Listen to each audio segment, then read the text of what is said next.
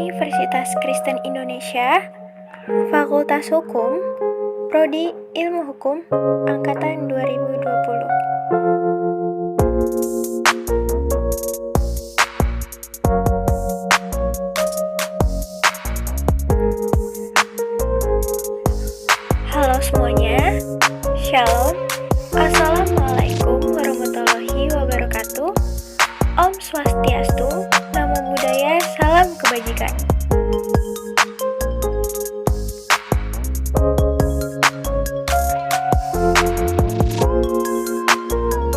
Vlog mengenai salah satu jenis industri keuangan non-bank untuk memenuhi nilai dari mata kuliah Hukum Perbankan dan Jaminan kelas G.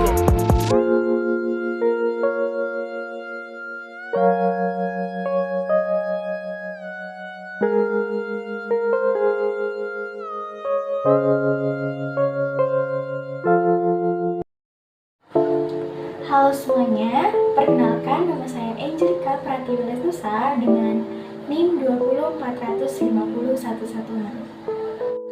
Pertama-tama saya akan jelaskan mengenai apa itu industri keuangan non-bank. Berikut penjelasannya.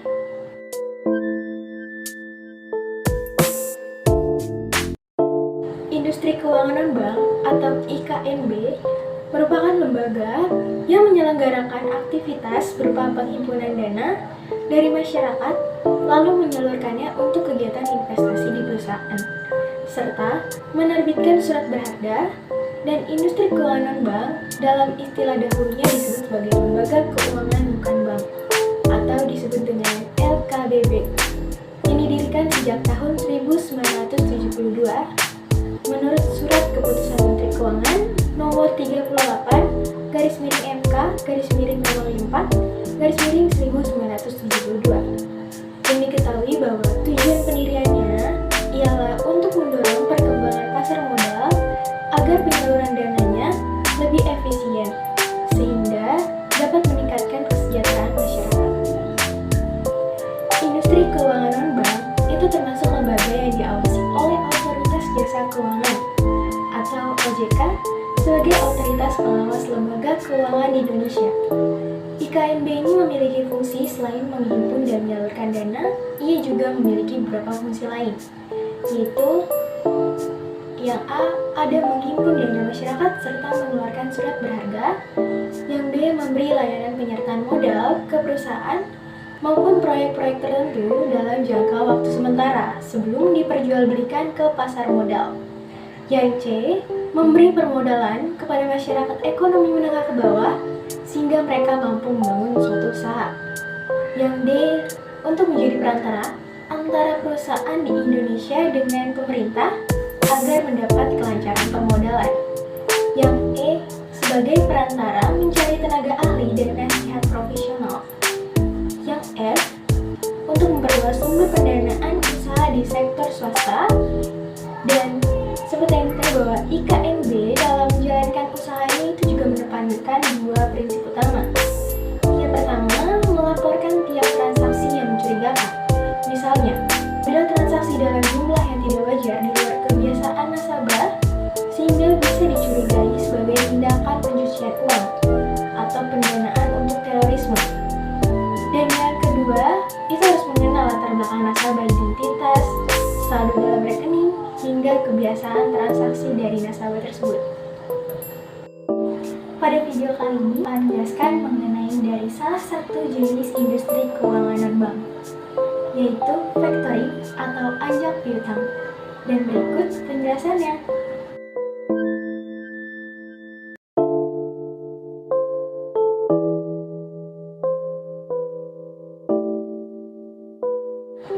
Factoring atau ajak piutang adalah suatu kontrak di mana perusahaan ajak piutang menyediakan jasa-jasa sekurangnya, jasa pembiayaan, jasa perlindungan terhadap risiko kredit, dan untuk klien berkewajiban kepada perusahaan ajak piutang secara terus-menerus menjual atau meminjamkan piutang yang berasal dari penjualan barang-barang atau pemberian jasa-jasa.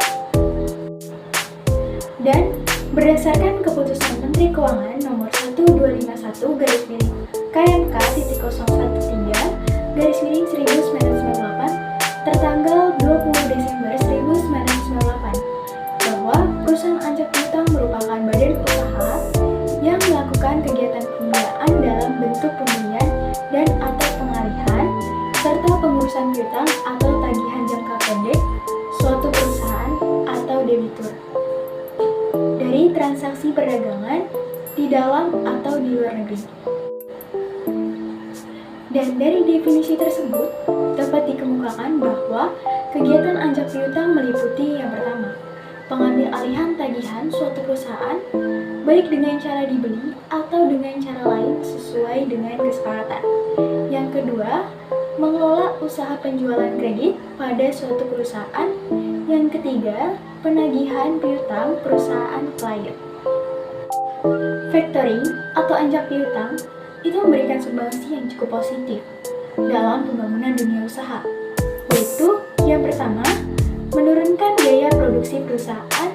Yang kedua, memberikan fasilitas pembiayaan dalam bentuk pembayaran di muka atau advance payment, sehingga akan meningkatkan credit standing perusahaan klien. Dan yang ketiga, meningkatkan kemampuan bersaing perusahaan klien, karena klien dapat mengadakan transaksi dagang secara bebas atas dasar open account, baik perdagangan di dalam maupun luar negeri. Yang keempat, meningkatkan kemampuan klien dalam memperoleh laba melalui peningkatan perputaran modal kerja. Dan yang selanjutnya dapat menghilangkan ancaman kerugian akibat terjadinya kredit macet. Resiko kredit macet dapat diambil alih oleh perusahaan anjak piutang. Dan yang keenam, itu dapat mempercepat proses pertumbuhan ekonomi.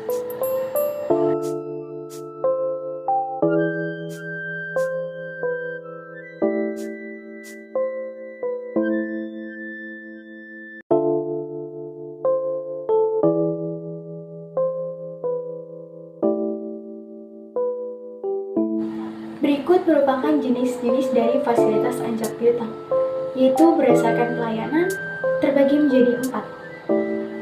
Yang A ada full service factoring, yaitu memberikan jasa secara menyeluruh, baik jasa pembiayaan maupun non-pembiayaan. Yang B ada book factoring, yang memberikan jasa pembiayaan dan pemberitahuan saat jatuh tempo pada nasabah, tanpa memberikan jasa pembiayaan dan pemberitahuan saat jatuh tempo pada nasabah, tanpa memberikan jasa lain seperti risiko piutang, administrasi penjualan dan penagihan. Yang C ada maturity factoring, yang pada dasarnya tidak diperlukan oleh klien, tetapi oleh pengurusan penjualan dan penagihan piutang serta proteksi atas tagihan. Dan yang keempat yaitu D ada finance factoring, yang menyediakan fasilitas pembiayaan saja tanpa ikut menanggung resiko atas piutang tak tertagih. Yang kedua ada berdasarkan penanggungan resiko, yang terbagi dua. Yang A ada with recourse factoring, yang berkaitan dengan resiko debitur yang tidak mampu memenuhi kewajibannya. Keadaan ini bagi perusahaan anjak piutang merupakan sebagai ancaman resiko. Dalam perjanjian with recourse, klien akan menanggung resiko kredit terhadap piutang yang dialihkan kepada perusahaan anjak piutang. Dan yang B itu ada without recourse factoring. Perusahaan anjak piutang menanggung resiko atas tidak tertagihnya piutang yang telah dialihkan oleh klien.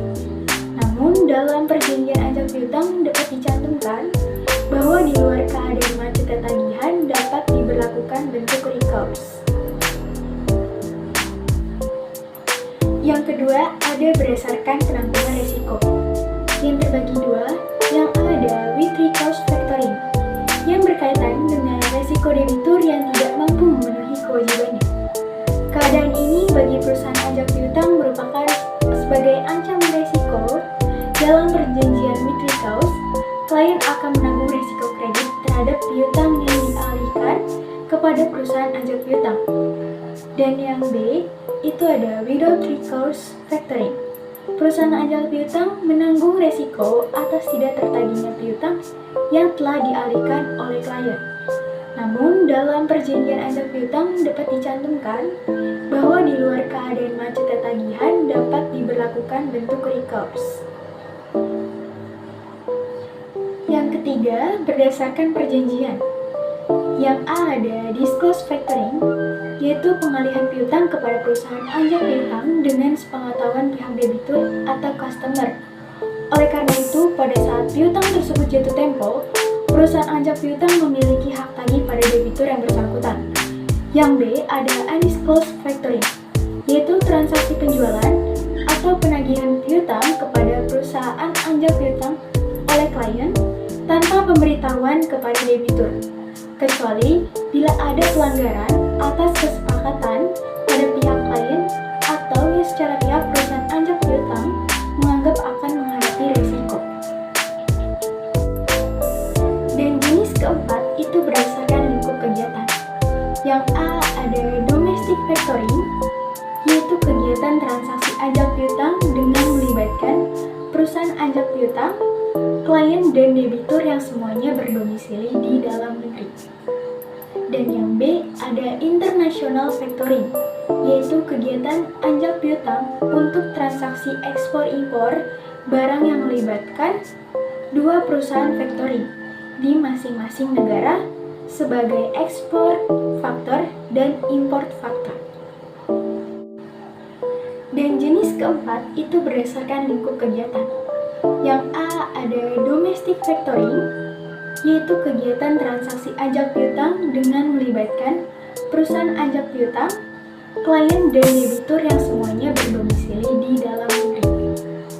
Dan yang B ada international factoring, yaitu kegiatan anjak piutang untuk transaksi ekspor-impor barang yang melibatkan dua perusahaan factoring di masing-masing negara sebagai ekspor faktor dan import faktor. Anjak piutang merupakan alternatif pembiayaan jangka pendek atau modal kerja, atau sebagai alternatif pengelolaan administrasi tagihan atau penjualan secara lebih efektif bagi penjual piutang atau klien. Dan factoring ini atau anjak piutang itu juga memberi manfaat bagi perusahaan yang memproduksi barang dan atau jasa, yang dimana dalam melancarkan usahanya, terutama dalam hal membantu administrasi penjualan dan penagihan, membantu beban resiko, dan membantu penagihan. Selain itu, ia juga memberikan manfaat membantu untuk memperlancar modal kerja, meningkatkan kepercayaan, dan kesempatan untuk mengembangkan usaha. Dan dalam mekanisme anjak piutang ini diawali dengan adanya transaksi jual beli barang ataupun jasa suatu perusahaan dengan sistem pembayaran kredit. Dan kemudian pihak kreditur akan mengajukan anjak piutang kepada perusahaan anjak piutang jika pada aktivitas usahanya membutuhkan penambahan modal di waktu dekat. Dan di factoring atau anjak piutang ini itu investor memberikan jasa penagihan pada yang berutang. Jadi pihak pebisnis yang sudah menjual atau menggadaikan invoice piutangnya itu tidak lagi memiliki urusan pada pihak yang berutang setelah mendapatkan dana. Sedangkan di pembiayaan piutang, pihak investor itu tidak mengurus penagihan utang. Dan apa sih resiko dari anjak piutang? Piutang menimbulkan resiko kredit macet.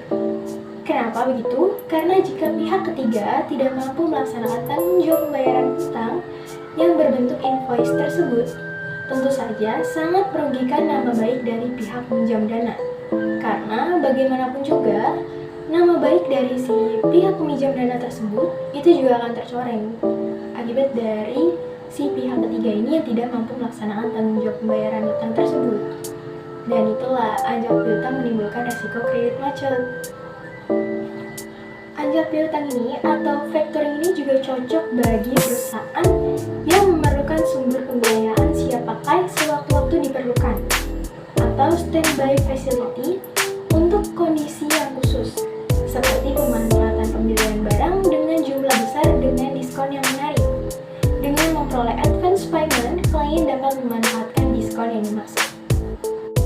Kedudukan pihak perusahaan anjak piutang akan menjadi pihak kreditur baru terhadap pihak nasabah dengan semua hak-hak yang kreditur baru, yaitu pihak perusahaan anjak piutang. Dan piutang yaitu berdasarkan resiko atau tanggung jawab klien. Dan dalam penjelasan kali ini saya akan menjelaskan bagi perusahaan kreditur dengan adanya perusahaan anjak piutang itu sangat membantu mereka dalam mengurangi resiko yang dihadapi terhadap macetnya tagihan perusahaan.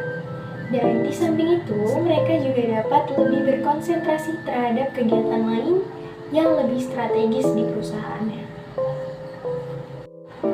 Dan contoh perusahaan anjak piutang itu ada beberapa perusahaan, yaitu ada Aditama Finance, yang kedua ada PT IFS Capital Indonesia, yang ketiga ada PT Tifa Finance, dan yang keempat ada SG Finance.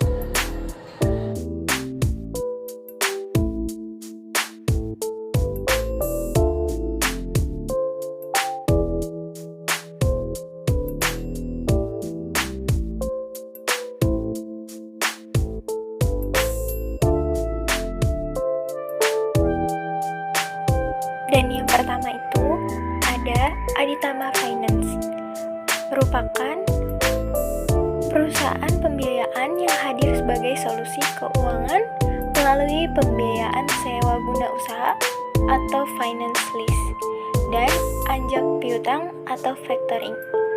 Perusahaan Aditama Finance ini didirikan pada tanggal 29 Mei 2021 dengan. Dan yang kedua itu ada PT IFS Capital Indonesia. IFS Capital Indonesia ini adalah perusahaan pembiayaan atau multi finance dengan pengalaman lebih dari 22 tahun. Perusahaan ini menyediakan fasilitas anjak piutang atau factoring dan sewa guna usaha atau leasing untuk usaha kecil dan menengah di Indonesia. Dan selanjutnya yang ketiga ada PT Tifa Finance, merupakan perusahaan yang kembali mengubah namanya menjadi PT KDB Tifa Finance Tbk setelah diambil alih oleh Korea Development Bank pada bulan September 2020. Perusahaan ini bergerak dalam bidang usaha pembiayaan investasi, pembiayaan modal kerja, dan pembiayaan multiguna. Dan diketahui bahwa per Desember 2019, perusahaan ini sudah memiliki 72 karyawan. Dan perusahaan ini tuh didirikan pada tahun 1989 oleh PT Dwi Satria Utama dengan nama PT Tifa Mutual Finance Corporation. Dan yang keempat itu ada PT SG Finance. PT SG Finance ini ada kepanjangannya yaitu PT Sarana Global Finance Indonesia.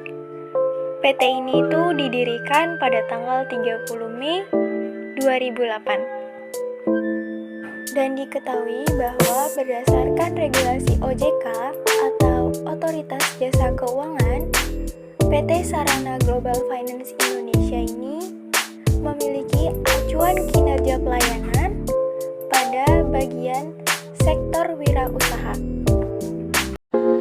Demikianlah yang dapat saya sampaikan.